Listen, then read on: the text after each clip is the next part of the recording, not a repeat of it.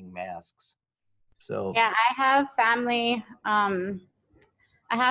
in Houston, and one just got tested positive 2 days ago, so not good. no, still scary, ongoing.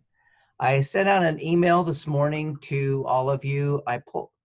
For some reason, I just thought I better check that PowerPoint from Dr. Costas to make sure it had that slide for you to email him for the free book or books. I think he was offering you 2 free books. But anyway, that PowerPoint slide was not on there. Somehow it got chopped off. So I took a picture of it, and then I sent you that email where you can email him and request a copy of his book. I think he was also offering you a copy of the new book he and Dr. Colleen are authoring. So you can email him and ask him for those if you want a copy of that, which I'd encourage you to do. I'll have you get in your groups later and go through your decisions for quarter 12. I did email groups 1 and 2 and 4, just as a reminder. I emailed everybody, but just as a reminder for your staffing pattern in the simulation, you want 1 clinical person for every chair. That could be 1 hygienist or 1 assistant, or a half of assistant, a half of a hygienist per chair. If you staff more than that, probably you're not getting any rate of return in terms of capacity, freeing up more patient visits. So you can look at your numbers and adjust those going into quarter 12 to get your overhead under control. So let's see, anybody know if Leah's okay? I don't see her here. Or Gervais. I don't see Gervais here either. No, Leah's fine. She'll join us later. She's okay. She'll join us later. Okay, good.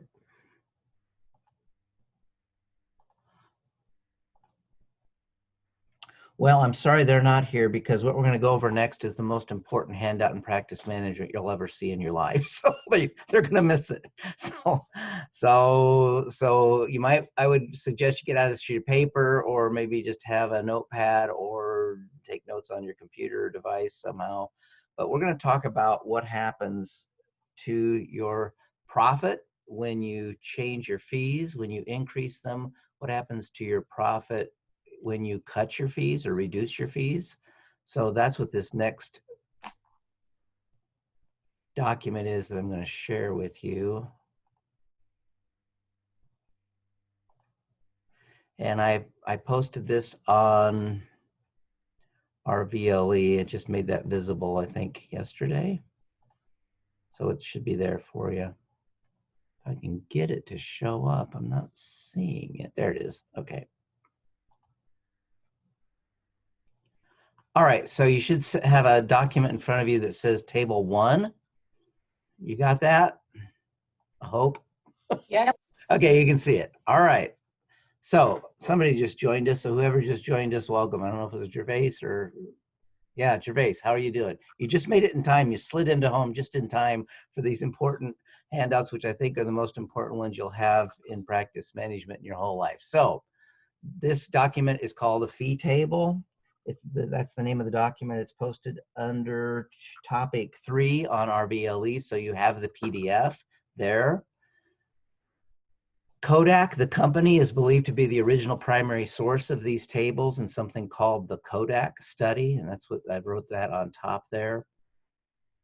Kodak used to be a very famous company when I was a child. They used to sell film. You know what film? You don't know what film is unless you take a lot of photographs. But they used to have cameras and film, and their business has, you know, mostly gone away with the advent of cell phones, right, and smartphones, and taking pictures that way. When I first published the textbook on transition, that was in the early, what was 2006, I think the first edition came out, or 2007. I contacted Kodak because I wanted really desperately to put these tables in the textbook. And I devoted about a full day over the course of a week calling Kodak, trying to contact people in their archives or their library to find out who authored this study. Could I get a release to publish these tables? Because if I or the publisher put these out and then publish them in a book without the release of the copyright and without permission, what's going to happen, do you suppose? we could get sued, and I didn't want to get sued, and I could never track down the original source for this. So when I say is believed to be the original source, that's the best of my knowledge, these Kodak tables. So I want to emphasize a few points as we go over these, and if you have questions at any time, just go ahead and ask.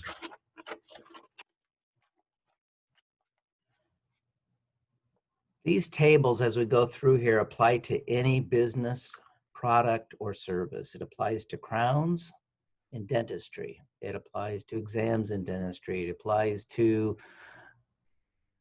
automobiles, any product or service as we go through here. But we're going to focus, obviously, on dentistry and make certain assumptions. So it applies to any business, but we'll focus on dentistry. Table 1. And this is where you may want to jot down a couple of notes. So table 1 assumes high utilization in your dental practice. So most of your dental practices have had high utilization for most of the quarters, 95, 98%, 100%. Some of you have had a consistent problem. It's really not a problem, it's really a good thing, but it's a problem to solve in the sense that you maybe at 100% capacity, and it's like, well, what do we do next quarter? Or what are we going to do? Add chairs, add staff, or increase our fees, or what are we going to do to manage that? So we're going to assume in table 1, high utilization.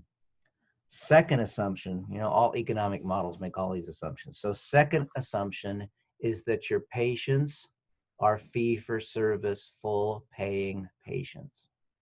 So table 1 doesn't have discounted dentistry. We don't have PPO paying you at 80% of your fees. We don't have capitation paying you 78% of your fees. These are all full-paying patients, right? And the third assumption we're going to make here is that if you increase your fees, we're going to assume that patients stay, which they may not, but that's the assumption here. So you increase your fees, we're going to assume that patients stay and they pay that additional fee that you implement in your practice. So let's take a look.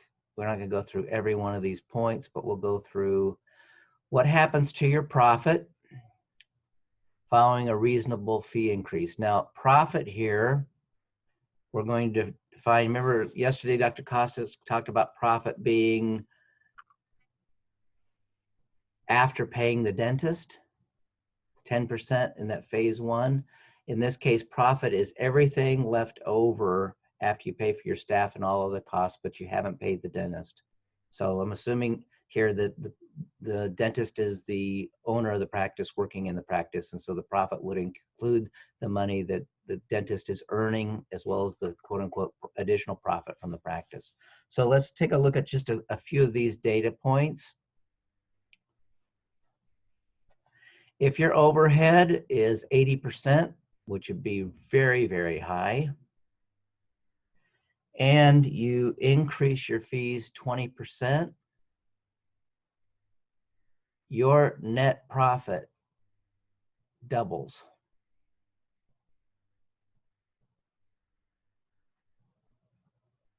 So for example, if you're running 80% overhead and you have a 50% level of $50,000 in profit in a given quarter in the simulation, you increase your fees 20% and the patients stay, that's a big assumption, they're full paying patients, your profit would go from $50,000 in the simulation to $100,000 in 1 quarter.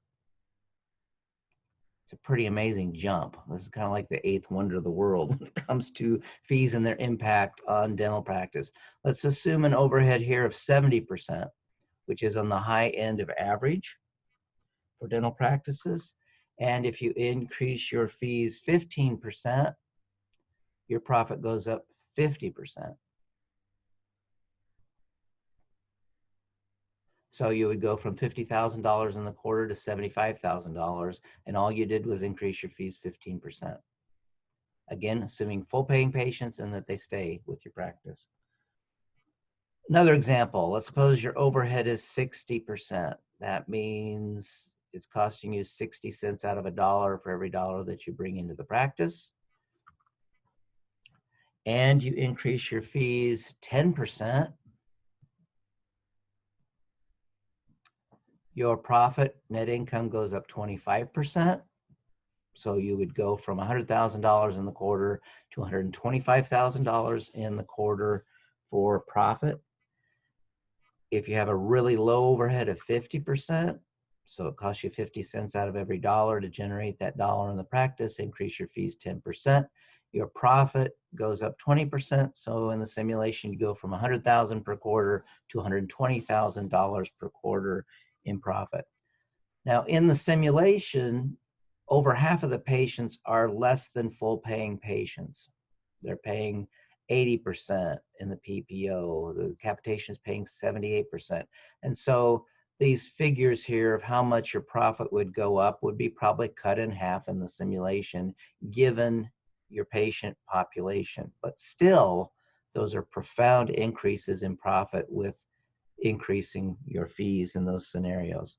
And students will look at this diagram and all these numbers and how much the profit is going up, and they will sometimes get kind of confused and say, well, how is that possible? These numbers can't be correct, Dr. Dunning. and I will say, well, they are correct, and let me just walk down that path for a moment. This is how these outrageous increases in profit occur. Remember, if you increase your fees and the patients stay and pay you, you have not changed any of your costs. The costs are exactly what they were before. So if your costs in the simulation were at $100,000 and you don't change hours or staff or anything else, your costs the next quarter are going to be about $100,000 again. So if you increase your fees, that number for how much it's costing you for your staff and utilities and that stuff, it's the same from quarter to quarter for the most part. What changes here, if you increase your fees and the patients stay and pay, is that you're increasing your revenue, the money coming in, the cash flow into your practice. And so that every dollar that comes in increased fees goes right into profit because you've already covered your costs. Hopefully that kind of makes sense to you. In other words, it's all a profit gravy train when you increase your fees because your costs are already covered, and the extent to which you increase your fees, your profit just skyrockets. So going in to the final quarter in the simulation, I'm going to play a little like a roll of the dice with you. Right now, there's a fee sensitivity index that's at a 5, which is right in the middle of the scale, 1 to 10. 10 meaning patients are really sensitive if you increase your fees, 1 meaning they wouldn't respond at all in leaving you if you increased your fees. So I'm going to lower that sensitivity index from a 5 to a 3 for quarter 12, meaning patients will be less sensitive to fee increases and less likely to leave.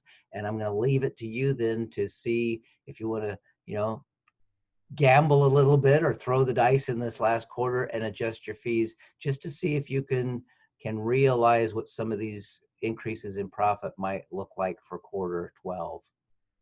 Now we've got a couple more tables here to go through, but any comments or questions about this one before we move on? So hold on to that handout. Download it from RVLE. So if in the future you're looking at your practice and you're at 70%, and it's been 5% inflation this year and you haven't adjusted your fees, get out this chart and say, my gosh, if I just increased fees 5%, I'd increase my profits by 17% or so. Or if some of your patients are managed care, maybe you're only going to increase your profits 8%, but that's still a big number. Any questions before we move on to the next one?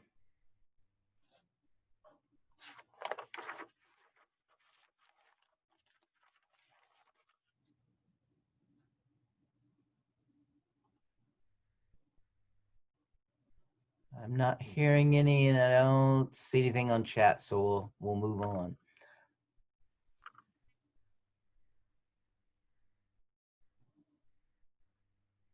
All right, this is this second table is a different way of looking what happens when you increase your fees.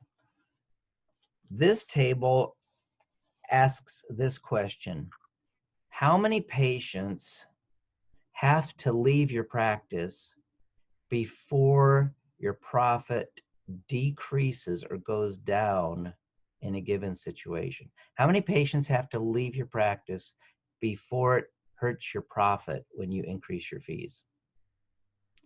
Another way, using the simulation language, would be to ask it, this table asks this question: how much does utilization have to drop before it hurts your profit? How much does utilization have to drop? Which is the same way of saying how many patients are leaving your practice. You know, how many chairs aren't full anymore.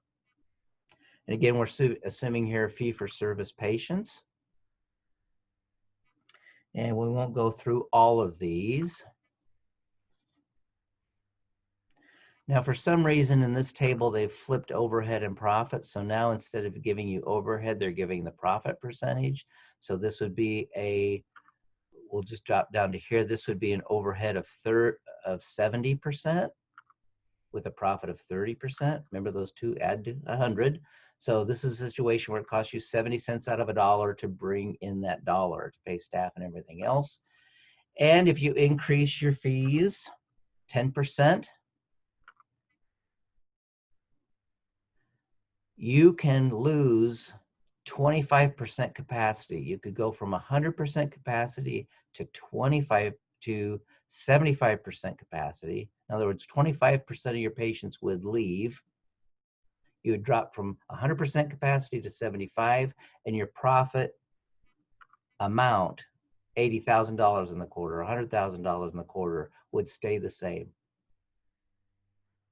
All right. We'll look at another example down here. So now we're at overhead on the low end of average. Overhead is 60%, the profit is 40%. So it costs you 60 cents to bring in every dollar to pay staff and utilities and so forth. And if you increase your fees 10%, you could lose 20% of your patients. You could drop from 100% utilization to 80%, and your raw dollar amount for profit would not change.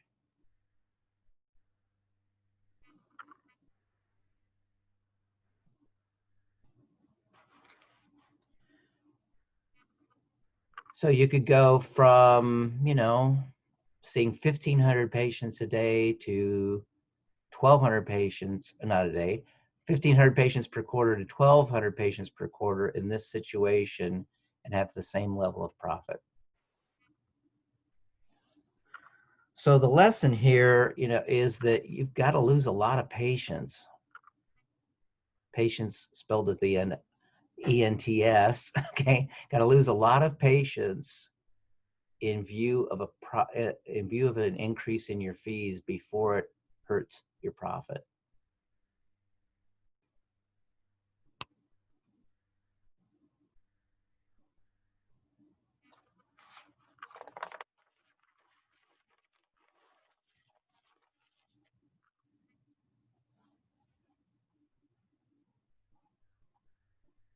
This final table, table 3, I call the scary table, and you'll see why in a moment. This table looks at the impact of your profit when you discount your dental fees. How does discounting your dental fees? Now we're going to go the opposite direction. Before we said what happens to your profit if you increase your fees. Now we're going to say, oh, what happens to your profit if you decrease your fees? This table, unlike the others, assumes that all of your patients are in managed care. All of your patients are in an insurance program. All of your patients are PPO. All of your patients are in capitation. All of your patients are in Medicaid. So in that situation, what does that patient population do to your profit based on the extent of the discount in the fee? So we'll drop down here. We'll do the standard scale again here of profit between 60 and 70% overhead, the margin here. So we have a margin here of 30% for profit, which is 70% overhead. And Let's suppose we discount this patient population. They no longer are fee-for-service patients. They all become members of the PPO in the simulation. Okay? That's what this means. You're reducing your fees 20%, which is what the PPO reimburses in the simulation. How many more patients do you need to see before you break even with the profitability in your practice? And the answer is you have to see an increase of 300% of the patient pool. So taking this on a patient per day level, if all of your patients become PPO patients, you're getting 80% on the dollar because you're discounting your fees 20%. You would have to move from 20 patients a day to 60 patients a day to break even in terms of profit. That's a lot of patients to be seeing. If we drop down here and say that our overhead is on the low end of average at 60% and our profit is 40%, and we do the same thing, we discount our dentistry at 20% for a PPO, we have to see twice as many patients as we saw before, an increase of 200% in order to break even in profit. So we have to go from 20 patients a day to 40 patients a day. We'd have to go from, in the simulation, from 1,500 patients per quarter to 3,000 patients per quarter to reach the same level of profit. And the reason for that is that these adjustments, this becomes an adjustment that you can't collect, and you have to do more and more and more dentistry to make up the ground lost when these patients are not fully paying patients.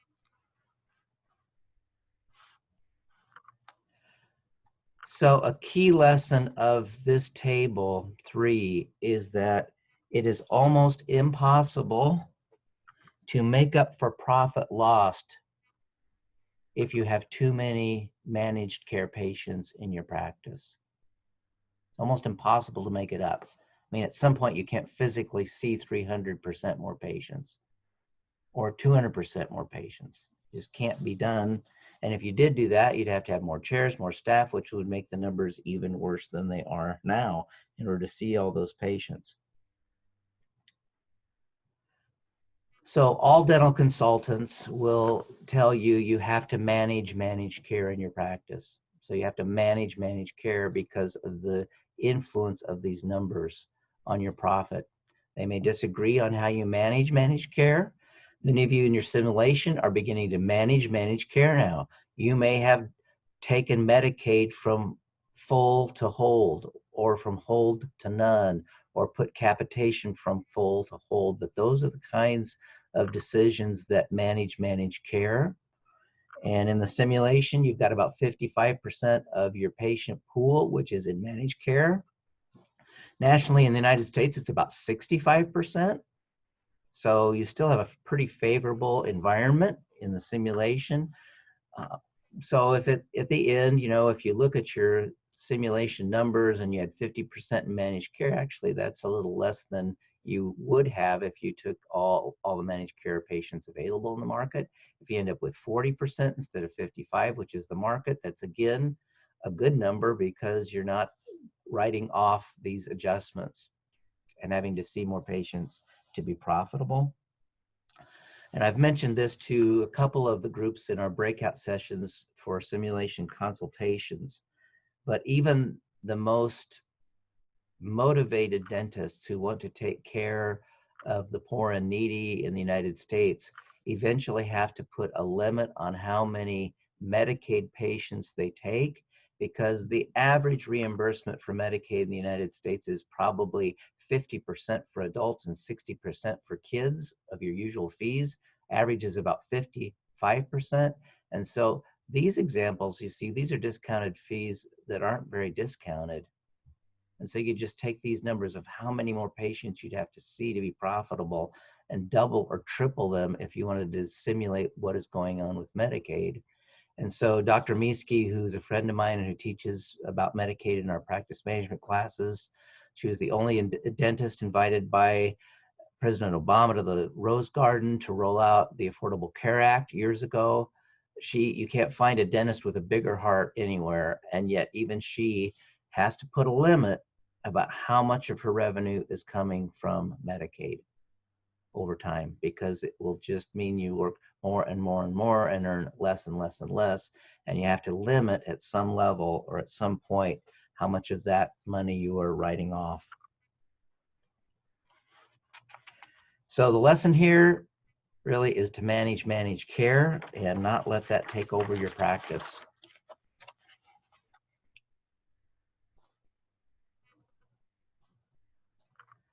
Any questions on any of these tables before we move on?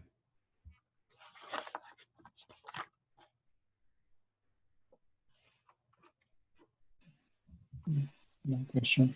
Okay. All right, we're going to do a major shift in focus here, and I'm going to share a different screen with you.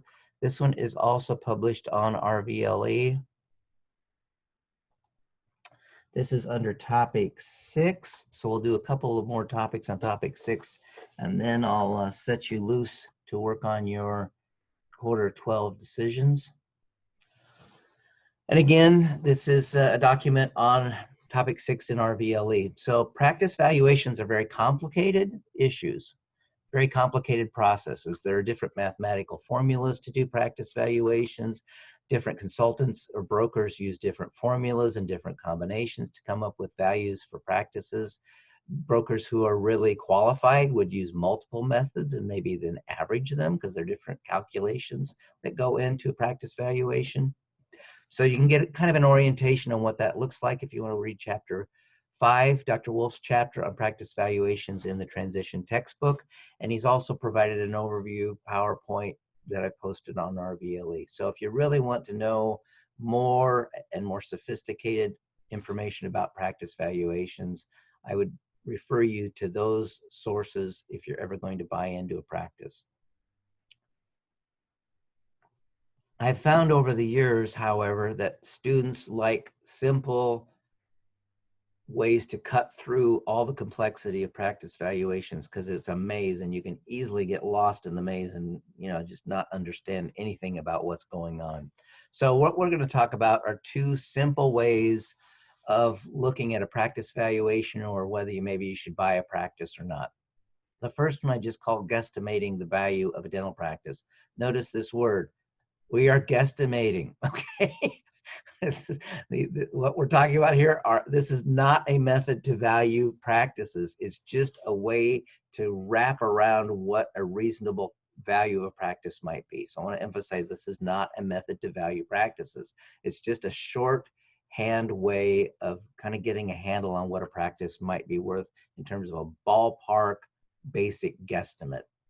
So on average, dental practices in the US sell for 60 to 70% of collections, or using simulation language, net revenue, averaged over 3 to 5 years. And so, for example, if a dental practice averages $500,000 over 3 to 5 years, and they usually sell between 60 and 70%, you could just say, okay, well, let's take that by 65.65. So the value of the practice might be $325,000 here in this example. This approach is called a revenue multiplier. In other words, we just take how much collections is coming into the practice, multiply it by an arbitrary figure here, and we come up with a number. And this should only be used as a reference point to see if the asking price for practice is in the relative ballpark. So for example, if a practice was generating $500,000 and the owner tells you in an initial consult in the United States that the owner wants $550,000 for the practice, I mean, something's wrong here. I mean, it's not only not in the ballpark, it's not in the same city. I mean, it's just way out of line. And so this kind of gives you a plumb line, if you will, or a benchmark against which to compare that asking price. The multiplier, this revenue multiplier, taking collections time a percentage, fails to account for key variables such as location and overhead when you determine a practice's value. So location and overhead are big issues here that aren't accounted for with this revenue multiplier. And so this number here, practice is selling for 60 to 70% of their average collections. That's really a kind of a Midwest number. If you go to the East Coast or West Coast, this number is going to shoot up considerably, probably 80, 90%, possibly more of collections. So location makes a big difference. My wife's best friend since she was a little girl, Becky, lives in Cupertino, California. I don't know if you know where that is. It's by San Jose. And I think that's where Google is located. I think Apple's there at Silicon Valley, and the price of stuff there is just ridiculous. I mean, it's just absolutely outrageous. Becky has a modest 3-bedroom home that probably is 1,150 square feet. And the value of that home right now is probably 1.3 million. If that home was in Lincoln, Nebraska, where I live, that home would, depending on the location or the neighborhood, would probably fetch 160,000, 175,000. So it's almost 10 times more expensive. So location here is important for dental practices too. And so got to account for that to some extent and account for overhead.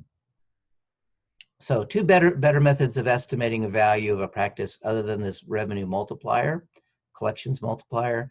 One, and these are both from Dr. Gene Heller, who used to be vice president of Henry Schein's professional practice transition division. So he's got a lot of experience valuing and transitioning practices.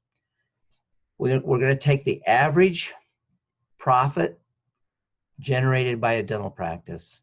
And this is profit as defined in the simulation. Anything left over after paying all expenses, the doctor is a single solo doctor working in that practice. Anything left over is the dentist's profit, all right? So it's that simple definition of profit. So after paying all expenses, but before paying the dentist, we're going to assume this profit goes to the dentist. We take that average profit from the owner and we multiply it by a factor of 1.5, plus or minus. And that'll give you a guesstimated value of the practice.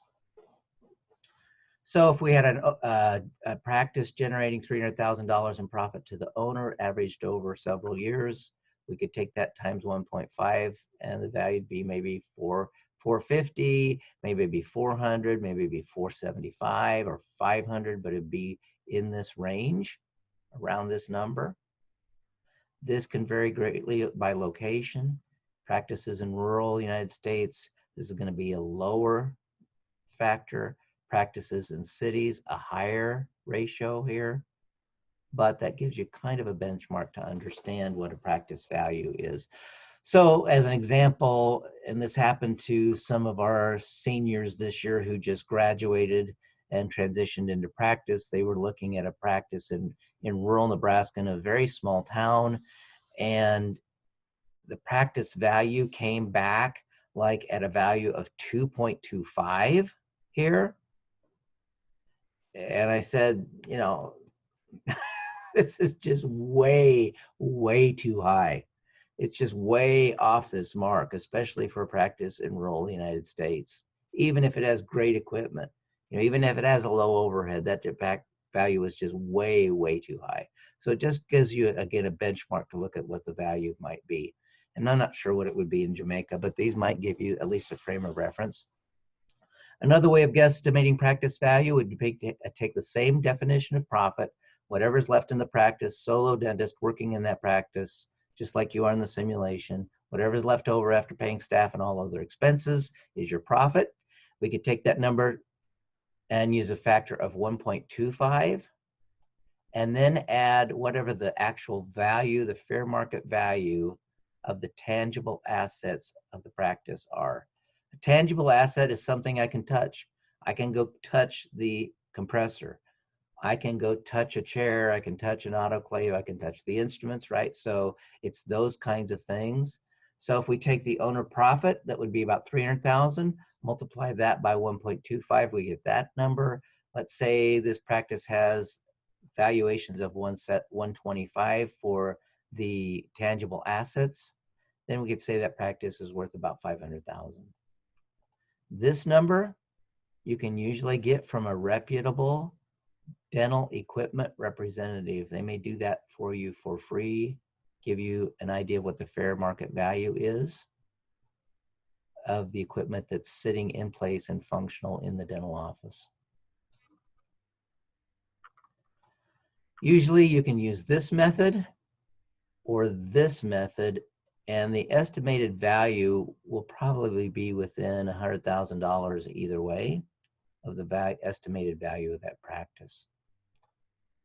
So that provides you just with some benchmarks to understand some big picture views of how practices are valued. Another way of looking at practice valuations is to use what I call a sanity test. In other words, are you insane to buy that practice? Okay, so are you loony? Are you crazy if you buy that practice? And this all relates to how much profit the practice is generating. So another simple way to look at the value of the dental practice, whether you should purchase it or not, is to set some kind of reasonable standard of how much money you should make as a practice owner if you're going to own that practice in Jamaica. I don't know if that's $150,000 in US, $125,000, but you probably have a fairly decent idea, or will before too long, of what an average dentist makes in terms of profit from their practice. And you can use that just as a benchmark after they pay all payments and overhead expenses. All right, so it's same definition of profit. What's left over to the dentist after they pay all their expenses, assuming they're the single operator in that practice? So we could use 150 as a benchmark. We'll say if we have to have $150,000 in US, we could go through an example here. Practice A, the owner doesn't owe any debt anymore. It's like Dr. Old. Practice A with no practice loan has averaged a profit of $130,000 over the last 3 years. However, you're going to have to make a practice payment when you purchase it. And let's suppose that practice payment is going to be $25,000, and the owner is going to finance the practice for you in a promissory note, so you don't have to go to a bank. However, that means that if the average profit's 130 and you have to pay if you have to pay $25,000 in loan payments in a year, that leaves you with $105,000 in profit for you to live on, right? And to reinvest in the practice. And at some point, when this number gets too low, there's just no point in being the owner of a dental practice, and it's kind of insane to buy this. And so sometimes I'll walk through a scenario with a student who may want to buy a practice, and we get through this whole thing, and it's like, you know, they end up with $100,000 left in their pocket as a practice owner. Why would they buy a practice for $100,000 when they could go work for a dentist and earn $125,000, or go work for Heartland Dental or Pacific Dental and work and make $125,000? It just doesn't make any sense, you know, to become an owner and the hassles that are involved with that if you could make more as an associate. Could look at another scenario. Practice B averages profits $170,000 over 3 years, and you have to make a practice payment over the course of the year on your loan of $28,000. Well, now we have $152,000 left over to live on and reinvest in the practice. So that number is looking a lot more favorable to be a sane business decision. You could slide this scale based on where things are in Jamaica, but I think it gives you just another shorthand way of looking at how a practice could be valued, as well as is it really worth buying? Can you live on the money being generated by that practice or not? Can you pay your own bills? Can you reinvest in the practice? And if you can't, then maybe it's not a real good business move for you.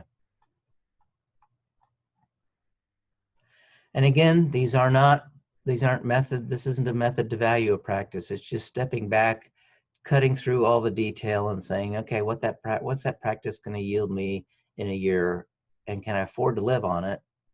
And is there a little bit of money left over if I wanted to buy a cone beam? If I wanted to upgrade the technology, is there enough money left over to reinvest in the practice? And if there's not, you know, at some point it just doesn't make good sense from a business standpoint to buy that practice. Any questions about those?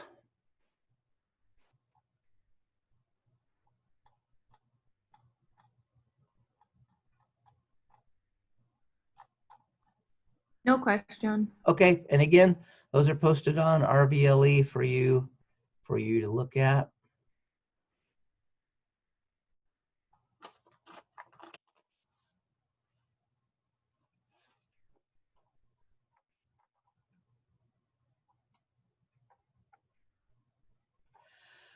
I want to cover one more short handout, and then we'll turn it over to you to make your decisions for quarter 12.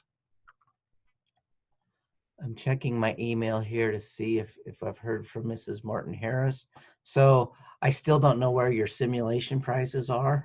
It's just, this is beginning to make me insane, but it is the way it is. So I hope they're somewhere. So we're just going to assume they're going to show up. So I think I will send you an email with the prize list on there, and you can look at them. We're just going to trust that they're going to show up someday, and that you can select from the prizes that I'm going to email you. So take a look at those. Everybody's going to select a prize. The practice that finishes first will select prizes first. You don't have to select the same prize. So let's suppose that Gervais wipes out everybody else, and he's the top performer in the simulation. Of the prizes that are there, he would choose first, and then the second team that finishes second would pick second, and so forth. And you don't have to pick the same prize. So Leah and Bogdan, even though they're in the same practice, can choose different prizes. So I'll send you that email out probably later today. So, and again, hopefully they will show up.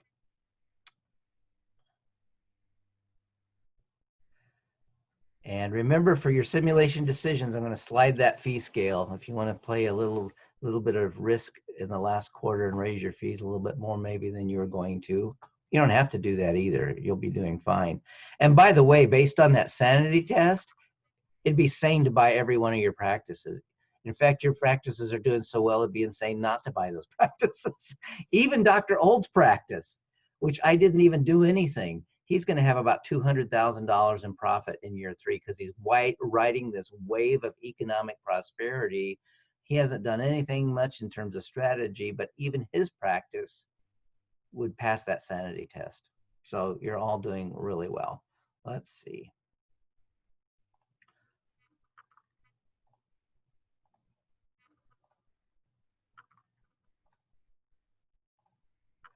So my history at the College of Dentistry here began in 1985. We had an accreditation site visit from the American Dental Association, and we got a recommendation, which is a no-no for accreditation, meaning if they say you've got to do something as a recommendation, you have to do it. And in our case, the recommendation was the College of Dentistry needed to hire somebody to teach communication with patients. Needed help in that area. That is actually one of the accreditation standards we have to meet. And so I was hired to teach that. So I've been teaching patient communication much longer than practice management, actually. So I wanted to share just some tips, and these tips are on topic 6. I can assure you this: if you will implement these tips, patients will like you. Okay, so you know, your patient satisfaction index will go up. All right, and your patient retention and your referrals from existing patients will go up. So patients will be more satisfied, you'll be happier in your career, and your practice will grow. So are you seeing the tips document?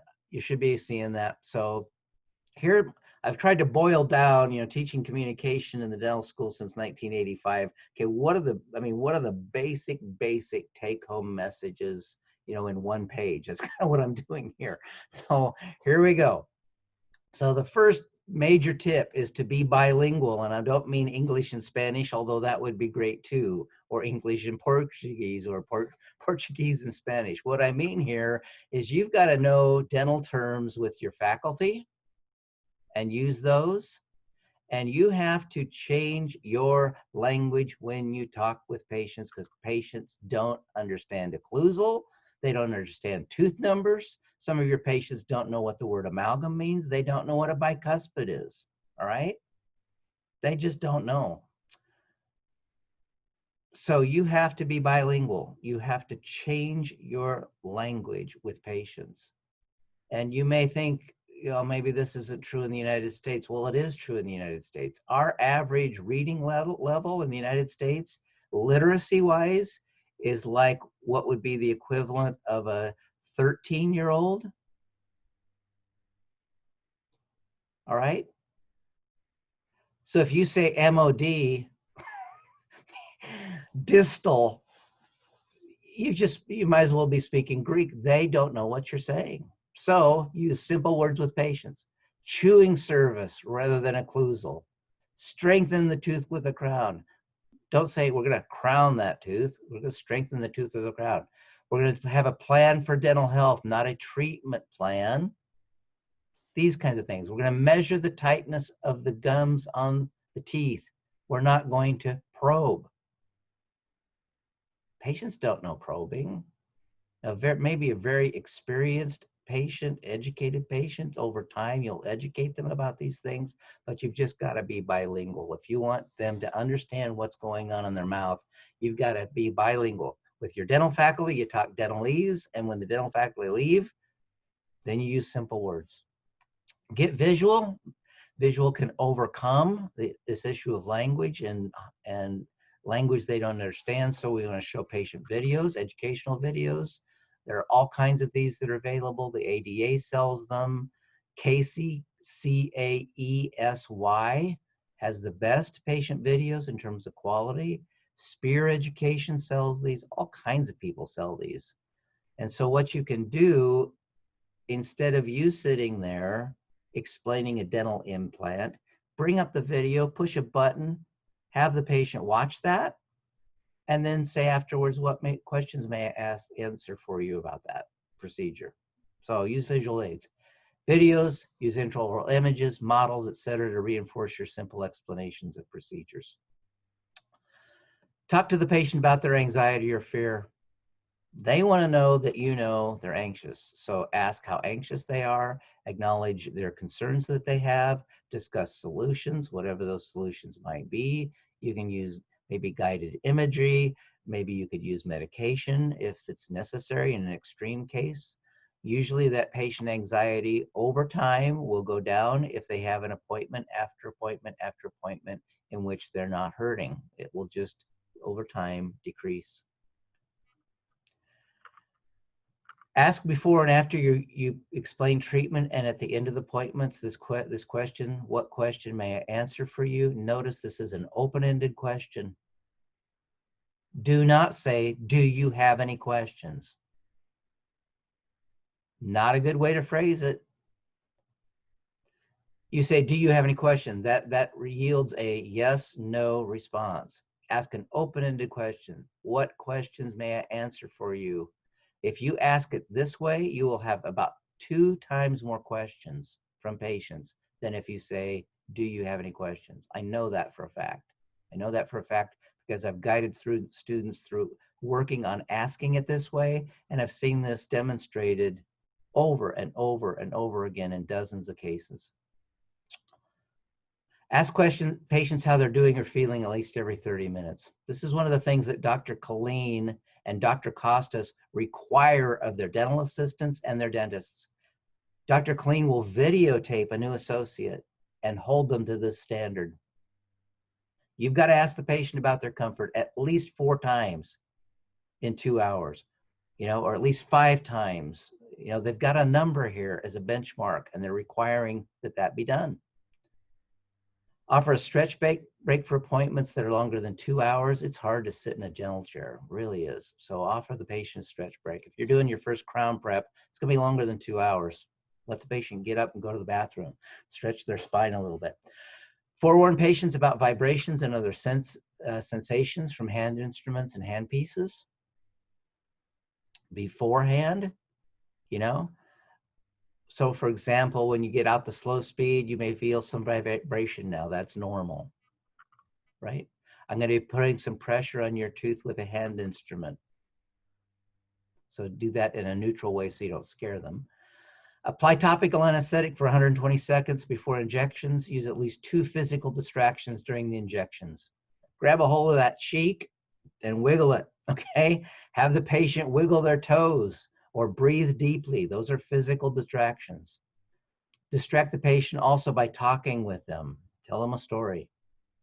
And reinforce them for doing a good job at the end of the injection. You should also administer this fairly slowly as the patient can tolerate it, so that it doesn't hurt as much.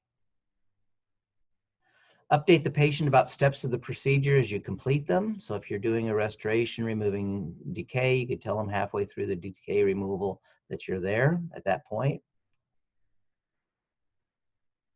This is really important. You know, a lot of the population has issue with TMD.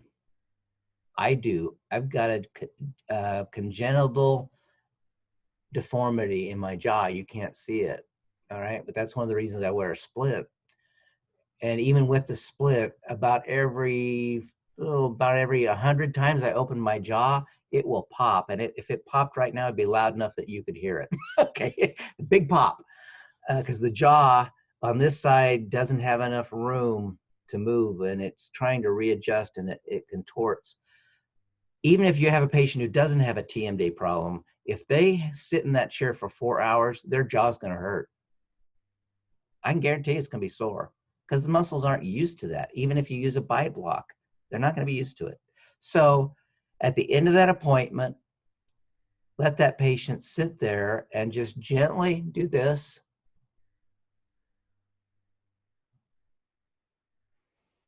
That shows compassion and empathy, right? Dr. Unthank, whose offices we looked at on the first day of class, those gorgeous offices with those beautiful furniture and layout and those practices and beautiful images from the street side. Some of his dentists, just to communicate empathy, will have a microwave set aside, and they will put towels in there and moisten them and microwave them and get them warm. And after the procedure, they'll just rest that towel right on that jaw. Now, it may not do any good, you know, but it sure feels good, and it helps the patient know that you care about them. This is critical. Follow up with patients by calling or texting them to see how they're doing after difficult procedures, or if the patient was anxious.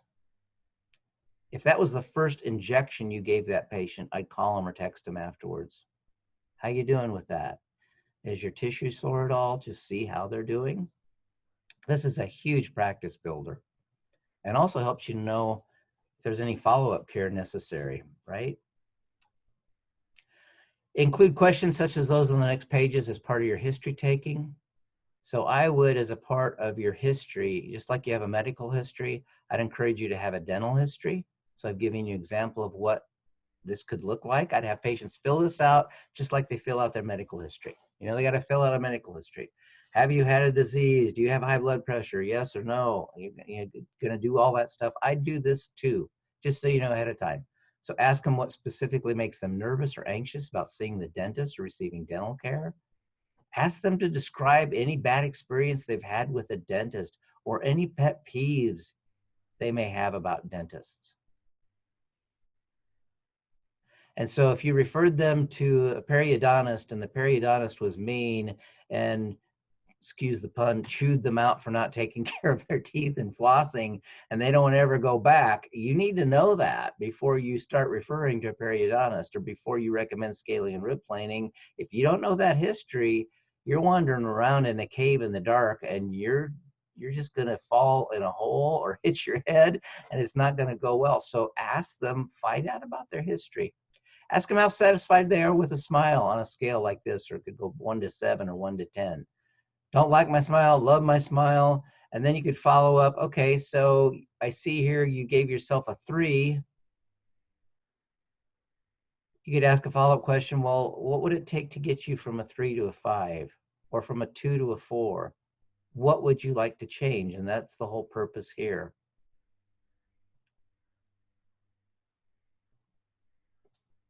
If the patient self-identifies that they want ortho treatment, they might do that here, right? And they've already indicated their willingness or the possible willingness to have that treatment done. So you're kind of pre-selling, if you want to look at it. I mean, this is built-in marketing for their case acceptance when you present that case. You got to ask them how to rate the health of their teeth and gums, again, on a scale, and then what, if anything, could be done to make that more healthy. And again, these questions 3, 4, 5, and 6 will give you a good idea of what they're thinking about their dental health, what their dental IQ may be, and help you guide their treatment planning going into the future. So if you'll implement those steps, and you probably are doing some of these things now, if you're not doing all of them, I certainly would.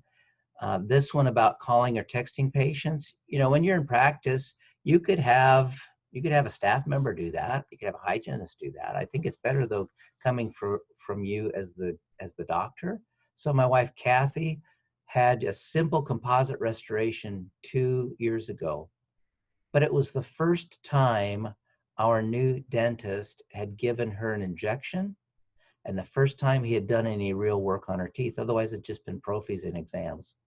So guess what? He called her that night. Healthcare providers don't call patients at home very often. So when you take it to that step, you're just providing an exceptional level of customer services. And I think your patients will tell everybody that you did that. Gosh, Bogdan was so nice to me. You know, he fixed my tooth and then he called me. They're going to tell their family. They're going to tell their people at work. And you just bought hundreds of dollars worth of marketing that you don't have to pay for. And it's not just about building the practice. It's about the relationship with the patient and what you're communicating with them.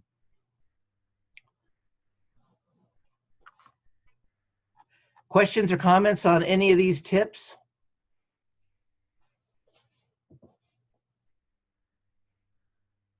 I hope you're doing a lot of these things already. This one about being bilingual is so important. You know, you've got 30 or 40% of your patients already anxious, and none of them want to be there to see you, let's be honest. But then you've got a subset of 30 or 40% that are really anxious to be there. If you start using language they can't understand, you take their anxiety from here and you increase it to here, because now they're confused too, which then becomes a vicious cycle and just makes the anxiety worse and worse and worse.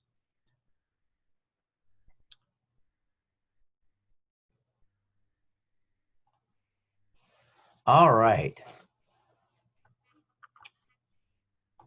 Just as a reminder, I said this 3 times now, this will be the 3rd time. I'm going to slide the index for the fees going into the last quarter. The fee sensitivity for patients, I will drop from a 5 to a 3.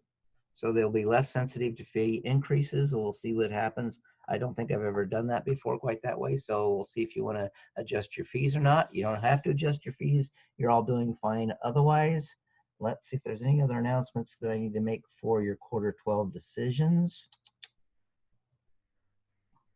Oh, I decided to skip incident 12. So don't even look at it.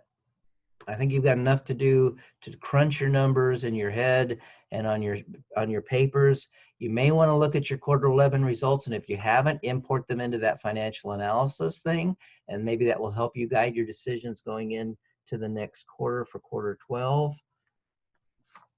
And again, skip incident 12. I'm not going to count it this quarter. Brief preview for tomorrow.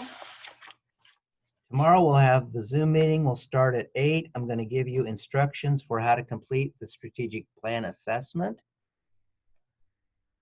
About, I think it's 45% of your grade, the portion of the grade in this course that I submit to Professor Jones, I think 22 or 23% is on the strategic plan assessment, 22 or 23% is on your overall performance in the simulation. And you know, after I get all that stuff graded, I'll email each of your practices and let you know what your grades were for those. So I want to give you lots of time in class to do that. I have detailed instructions, so there shouldn't be any confusion about what's expected. So tomorrow I'll review those steps for completing that strategic plan assessment. And then after that, we'll just have an open Zoom meeting. You can private chat me with questions or ask questions of the group as a whole to clarify questions. that you may have about the assignment. I can't tell you what to write for your assessments, but if you don't understand a question, you can certainly get clarification on that. As part of your strategic plan assessment tomorrow, you'll complete a document. I've got a sample one that you can look at to see what I'm expecting. I'll have you email your financial analysis Excel file for quarters 9, 10, 11, and 12. And I'll also have you email me the strategic plan assessment, and then I'll just print those and review those. And each practice team will make a short presentation to the rest of the class on Friday of only 5 to 10 minutes. I think I've identified like 5 questions for each practice to answer, something like that. And on Friday, I'll announce, what practices finished first, second, third, fourth, and fifth. I can guarantee you now, Dr. Old's going to finish 6th. He's way, way out there. So Dr. Old won't be getting a prize since he's not real anyway. He's just a ghost. So tomorrow you'll be working on your strategic plan assessments. We've got class scheduled from 8 to 12. That's all work time for you after I do the introductions to the assignment. You can ask questions. And then if we need to, if you're not done by 12, then we'll come back at 1, from 1 to 3, and have you finish those. My guess is most of you will be done by noon, but if you're not, this is like a take-home exam. I don't want to push you to get done quickly, so we've got plenty of time for you to get that done. Otherwise, unless you have questions now, you're welcome to answer them. Otherwise, I'm going to turn you loose for your quarter 12 decisions. Good luck with your decisions. Take a look at you, as you always have, at your individual demand number. See if that needs to be adjusted. Remember, this is the last quarter, so the world comes to an end in the simulated world in quarter 12. Take a look at your fees, take a look at your managed care, take a look at your capacities, see where you want to be positioned at the very end. Any questions about quarter 12 that I can answer for the group as a whole before you break out into your groups? Yes. For the incident response, you said we don't have to do the incident? Correct. response. Correct. What do we put in the drop down? Just leave it blank. Okay. Or put a 0. Okay.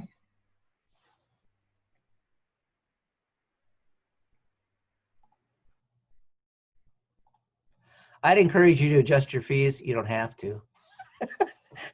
But you might want to experiment with it. I mean, it's up to you. It's not the end of the world no matter what happens. You're all gonna get a decent grade in the simulation, I'm sure, for your overall financial performance. We'll see how people sort out at the end.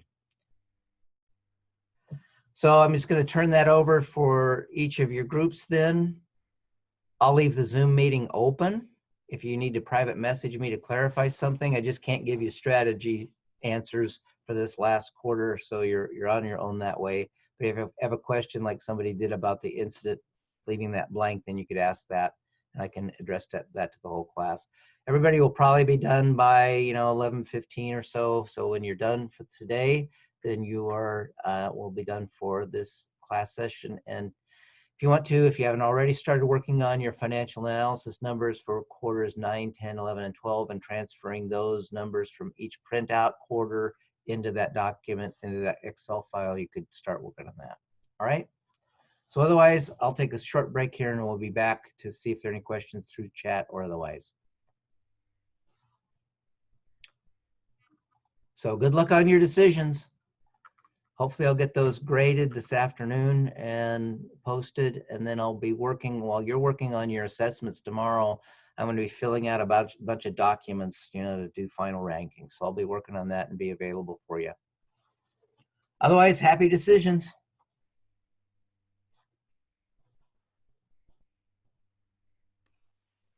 Thank you. See ya.